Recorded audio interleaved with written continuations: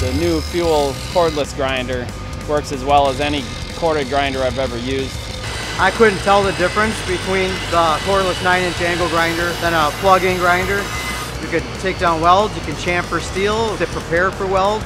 You can lean into the grinder as much as you need and it's not underpowered. It's not as heavy as a regular corded grinder and it's very powerful. The new 9-inch Fuel grinders with the 9-inch wheel, you got more cut depth and you got more grinding capability before you need to change wheels. It's unique for a cordless grinder to have the option to run a 7-inch or a 9-inch. For the 12.0 battery pack, I did everything that I needed to do today, and there was still battery life in it. Milwaukee 12.0 has plenty of power to run all day. It is a perfect tool for everything that we do. I think the new Fuel grinder is an amazing asset.